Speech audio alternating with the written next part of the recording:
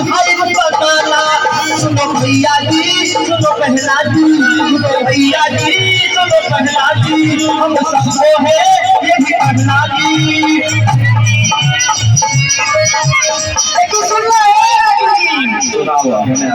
अरे मारा मोहरिया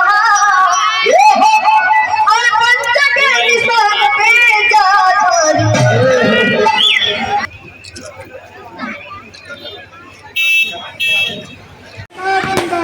सभी भाइयों से निवेदन है भाई वर्ग खाली करें। जिसका स्वागत हो चुका है वो कृपया करके मंच को खाली करने का कष्ट करें।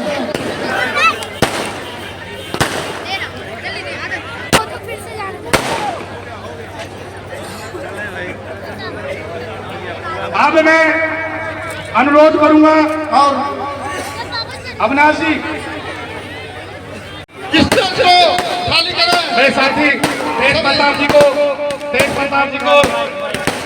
सभी भाइयों से निवेदन है। साथी सभी नौजवान युवा महिलाएं बच्चे सभी बुजुर्ग हमारे,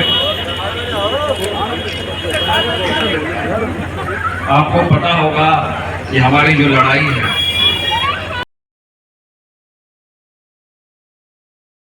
मेरे अपने परिवार के कार्यक्रम में, मेरे पूर्वांचल समाज के इस ऐतिहासिक कार्यक्रम में हमारे बीच में उपस्थित बहुत ही मान और सम्मान के योग्य युवा दिलों की धड़कन, देश के करोड़ों नौजवानों के दिलों की धड़कन, हजारों लाखों करोड़ों नौजवानों के मार्गदर्शक हमारे भाई, बिहार सरकार के पूर्व मंत्री, देश की राजनीति के मुख्य धारा जो एक परिवार माना जाता है, पूरे देश की राजनीति के अगर एक परिवार के इर्द गिर्द घूमती है तो किसके इर्द गिर्द घूमती है?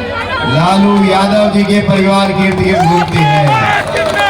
बुजुर्गों, नौजवान साथियों, माताओं बहनों, इस देश में पार्टियां तो बहुत आई और आगे भी बहुत आएंगी, नेता भी बहुत आए और आगे भी बहुत आएंगे। लालू यादव जी का जो परिवार है ना, और जो जिस प्रकार से इन्होंने राजनीति की है इस देश में, भाई आने वाली कई पीढ़ियां तक याद रखेंगी कि इस देश में इतना बेहतरीन, इतना बड़ा कोई शानदार परिवार हुआ था। उसी परिवार के एक रोशन चिराग जो आज पूरे विश्व में अंतर्राष्ट्रीय स्तर पर लालू यादव जी का और अपने परिवार का नाम रोशन कर रहे हैं। हमारे बड़े भाई बिहार पर तेज प्रताप यादव जी हमारे बीच में आए हैं, हजार किलोमीटर चल करके आए हैं, खास तौर पर आपसे मिलने के लिए आए हैं। भाई तेज प्रताप जिंदाबाद, भाई तेजस्वी जिंदाबाद, मीसा भारती जिंदाबाद।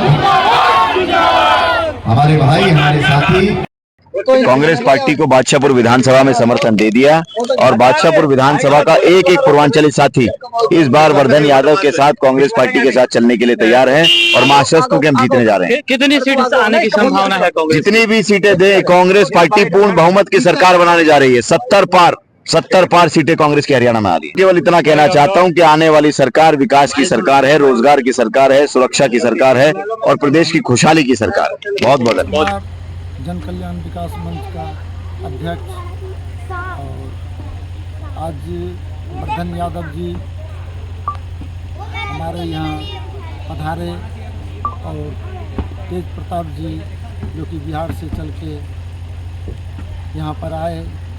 सिवा इनके पार्ट 2 में पहली दफ़ा ऐसा हुआ कि हम प्रवासी समाज के सभी कॉलोनी के भाइयों ने मिल के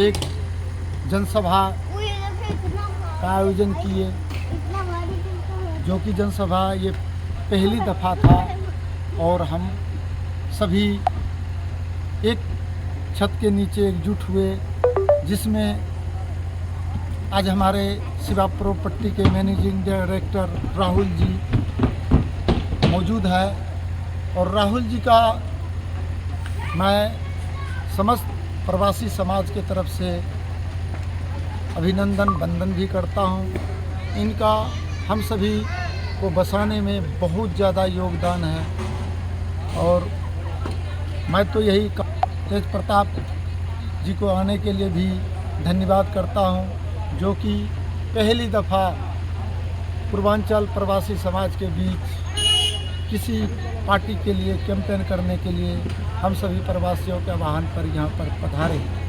और वर्धन यादव जी का एक अच्छा व्यक्ति है और युवा चेहरा है, और हम प्रवासी समाज से यही आह्वान, हमारे प्रवासी समाज का अब तक जो भी नेता चुनाव जीते वो हम सभी को धन्यवाद देने तक भी नहीं आए। तो क्या धन्यवाद देने से काम चल जाएगा? धन्यवाद, जब नेता हमारे पास चुनाव जीत के धन्यवाद देने आएगा तो हमारे प्रवासी समाज जरूर अपना हक की बात रखेगा। 10 साल से हम सोए नहीं थे। हमारी पहले वोट तादाद बहुत कम थी 2014 के चुनाव में।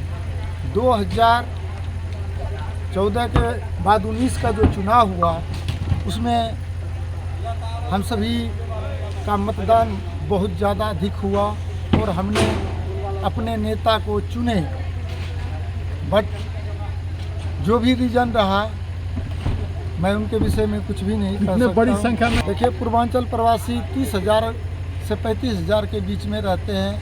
मतदाता 10,000 के बीच में है गढ़ी साढ़ाना कॉलोनियों में। और हमारी प्रवासियों का मतदान एकजुट होता है, एक तरफा होता है। हम इस बार जी के सपोर्ट में हम वोट करें। प्रमुख समाज सेवी चाचा चरण सिंह जी के भी नेतृत्व में ये आज जनसभा हुई, उनका भी प्रवासी समाज के तरफ से धन्यवाद देता हूं।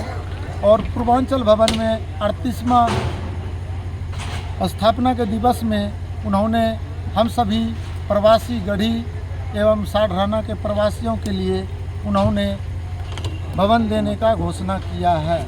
और मुझे पूर्ण विश्वास है कि प्रमुख समाज सेवी और हमारे प्रॉपर्टी डीलर राहुल जी ये हम प्रवासियों का सपना पूर्ण जरूर करेंगे। जिसे कि भाई पिछले चुनावों में 10 साल में क्यों नहीं ये सवाल उठे और क्यों नहीं ये सारी बातें हुई।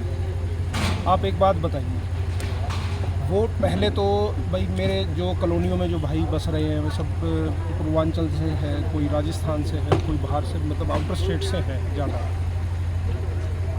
इनकी वोट बनने में हर चीज़ में समय लगा थोड़ा, लेकिन अब ताकत इनके पास पूरी है, वोट की ताकत पूरी है। कम से कम 10,000 वोट हमारे कॉलोनियों में बसती है और कॉलोनी का वोटर ज़्यादा कुछ नहीं मांगता, उसको सिर्फ ये चाहिए एक जो बुनियादी सुविधाएं हैं सड़क की है, आपकी भाई सफाई की गाड़ियाँ भाई प्रॉपर आए। इसके अलावा जैसे सबसे मूलभूत जो ज़रूरत बन चुकी है वो है कि यहाँ कॉलोनियों में रजिस्ट्रेशन बंद कर रखा है सरकार ने पिछले 10 साल से जी। उससे क्या है कि कोई आदमी अपनी पूरी जीवन भर की पूंजी लगाता है और उसके मतलब जो भी उसका तमाम जो जोड़ा हुआ जमा पूंजी है वो सुपुर्द करता है ज़मीन मालिकों के, जी आप ये पैसे लो और मुझे ज़मीन का टुकड़ा दे, और उसकी मलकियत उतरती नहीं उसके नाम। क्यों सरकार ने नए नए कानून रजिस्ट्रेशन के प्रोसेस को इतना जटिल कर दिया है कि भाई आप पहले फला की परमिशन लाओ, फला की लाओ, फला की लाओ, इतनी टेबल बढ़ा दी है कि उनमें भ्रष्टाचार का बढ़ावा हो रहा है। आपको क्या लगा? वो जो कहता है वो करता है।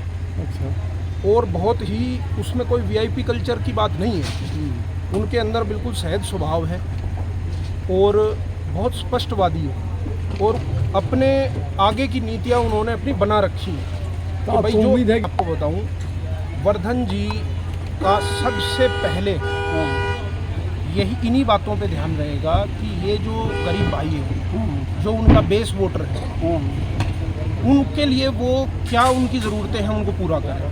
और बिल्कुल स्पष्ट तरीके से उन्होंने कहा है कि एक भी काम ऐसा नहीं छोड़ूंगा मैं कॉलोनियों का कि जो आपको शिकायत रहे। सारे काम हर तरह के जो मूलभूत जो भी ज़रूरतें हैं वो भी पूरा करूंगा। रजिस्ट्रेशन को भाई प्रॉपर आप लोगों की रजिस्ट्री वगैरह हो जाए, सुविधाएं भाई दी जा सकें, उसके बारे में भी मतलब हर प्रयास उस तरफ वो बढ़ाएंगे, करेंगे। तो एक मौका तो वर्धन जी को बनता है। मनीष है, मैं सिवाय इनकलाब पार्ट 2 में रहता हूँ और 2006 से मैं यहाँ रह रहा हूँ। मैंने सर यहाँ पे बहुत सारे लोगों को बढ़त के देख लिया। 10 साल से हम बीजेपी सरकार को भी देख लिए। पहले जो 2014 से लेकर 2019 तक जो हमारे प्रत्याशी थे बीजेपी के, उनसे भी देख लिया। उन्होंने हमारे लिए कोई काम नहीं किया। जब भी हम सर उनको भी, उनके लिए भी हमने बहुत कुछ किया, लेकिन उन्होंने हमें रिटर्न में कुछ दिया नहीं। मेरा तो सिर्फ मूलभूत सुविधा था, सिर्फ रोड। जिस कॉलोनियों में हम रहते हैं वो कच्ची कॉलोनी है। वहां पे बरसात के दिन में आप आओगे तो आप पैदल नहीं चल सकते, आप घुटने भर कीचड़ में ही जा सकते, मतलब आप जूते पहन के तो जा ही नहीं सकते। ऐसी स्थिति है कि कांग्रेस की सरकार आएगी तो आप देखिए 100% हरियाणा में कांग्रेस की सरकार आ रही है और हमारा यही है मत है, हमारे पूरे प्रवासियों का यही मत है। प्रवासी का तो छोड़ दें, हमारे साडराना और गढ़ी से जो हमारे करता धरता हमारे लिए है, हमें जिन्होंने बसाया है, उनका भी यही मत है कि अब की बार हम वर्धन यादव को अपने विधानसभा से जिता के भेजें, पूर्ण बहुमत की सरकार कांग्रेस की बनाए, ताकि हमारे कॉलोनियों का विकास हो, हमारे गांव साडराना का भी विकास हो, हमारे गढ़ी पड़ता है गांव, वहां का विकास हो। अगर आप गढ़ी साडराना, मतलब गढ़ी स्टेशन है हमारा रेलवे स्टेशन, अगर आप वहां से साडराना रास्ते पे जाओगे तो आप अपनी गाड़ी बाइक पैदल भी नहीं जा सकते, ऐसी स्थिति है। और ये आज से कॉलोनी पास करने के संबंध में उनसे हमारी बात हुई है।